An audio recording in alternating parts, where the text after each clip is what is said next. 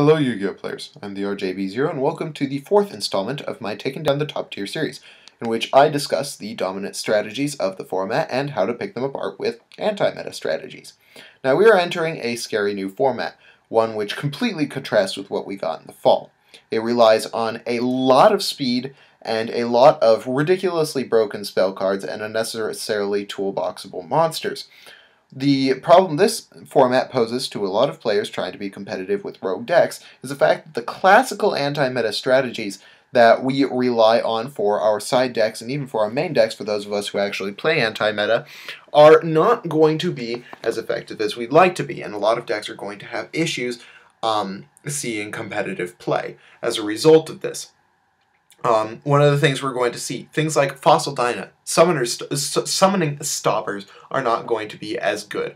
Thunder King Ryo, although it's said to be really good against Prophecy, is going to be very easily taken down this format. It's going to be very easy to play around. And then there's the fact that hand traps are not going to work, because the two decks that I would call the top decks of the format, Mermails and Atlanteans and Prophecy, can play around them and even just, disregard them entirely. Prophecy is very good at playing around effect negation, and Mermail sides skill drain, so it really doesn't care about effect failure or max C.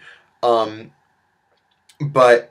the other thing, the biggest thing that I think is going to stop a bunch of decks from seeing competitive play is the sheer amount of speed and brokenness in the spell cards. Prophecy alone has the advantage of relying on spell cards. Now, the thing about spell cards and the anti-meta is the fact that spell cards are extremely fast, which is one of the reasons why you see them going first off of ban lists before pretty much anything else.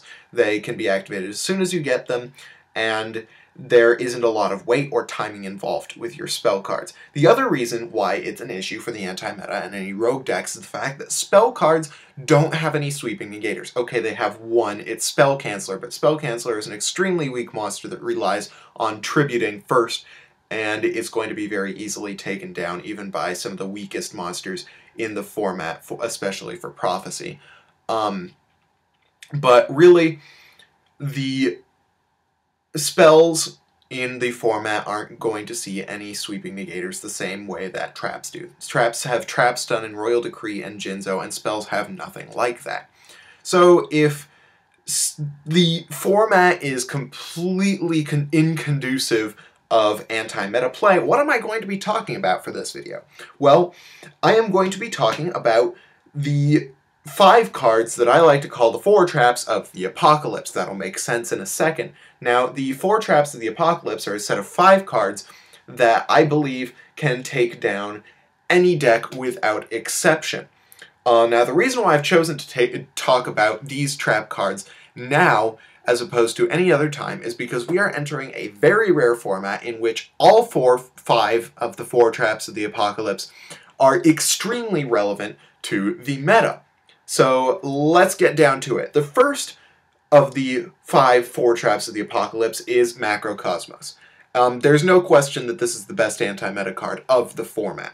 If you put Macro on the board, not only does it stop Mermails and Atlanteans, Agents, and Dragons, like, in their tracks, and Dark World, of course, but because of the monster negation, that's something that, D-Fissure could do on its own. But it also removes spell cards, which sends your Prophecy decks into convulsions, and it also removes Xyz materials and monsters that are equipped as spells, which takes down Wind-Ups and Inzectors. It's a very powerful card, and the only deck that is really dominating the format right now that can use it is Dino Rabbit. Now, Dino Rabbit, as I have said in previous videos, is my top pick for anti-meta deck of the format because of its ability to stun A and B use Macrocosmos. Now, the second one is the one that is coming more into favor going into this next format than it was in the last format, and it's Skill Drain. In the last format, because of the sheer amount of back row hate and the number of decks that could play around it, Skill Drain wasn't doing so hot. However, with the release of Fire Fist and then Phantom Beastcraft and Harpies later, we are going to see a lot more skill drain play. Those are all decks that are hurt by not being able to get their monster effects off. You know, previously you've had Prophecy, which could get around it. You had MST, and you had Wisdom, and you had Lance, and then you of course had Mermail and Dark World. But this next format, you're going to see those other things. Skill Drain is going to see a lot more play.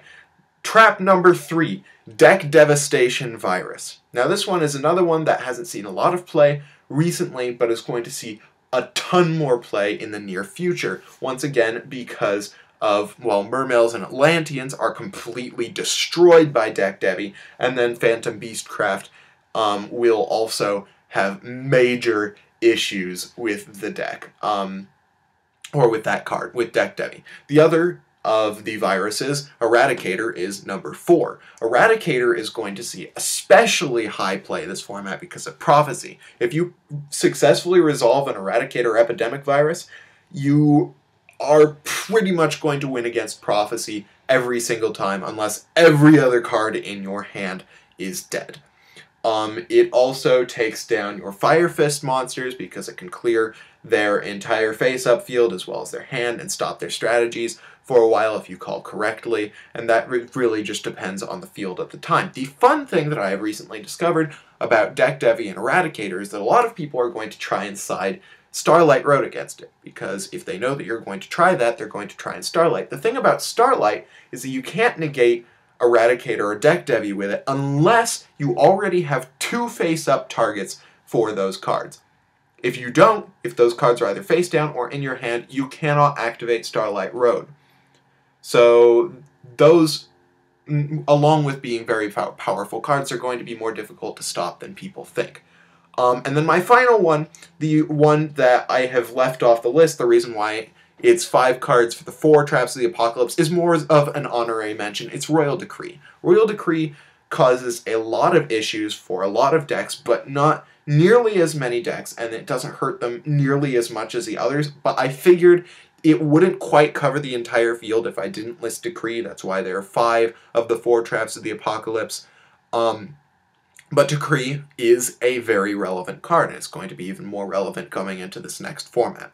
So all of that being said, there will be a few decks that are going to come out as really dominant anti-meta decks. They aren't, of course, going to be topping every YCS, but you're definitely going to see them in the next format.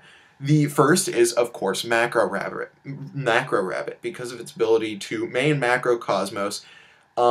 It has the lockdown potential to pretty much take down any deck of the format.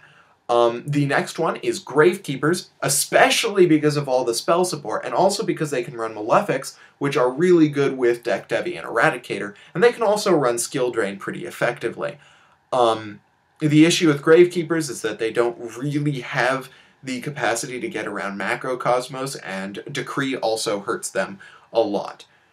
Then there is my personal pick for Sleeper Deck of the format, and that's Dark World. The reason why Dark World is my pick for Sleeper Deck of the format is, first, it's probably the fastest deck of the format.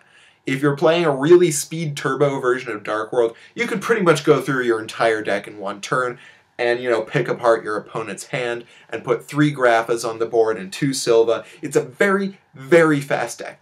But the real kicker to Dark World is the fact that it can run 4 out of the 5 Traps of the Apocalypse very effectively. Of course, Skill Drain, it really doesn't care about effects on the field. The only effect on the field it really cares about is Tour Guide, and it can do without. But it can run Eradicator, and it can run Deck Devi, and it can use them as extensively as it likes because Grapha can come back after being used for them.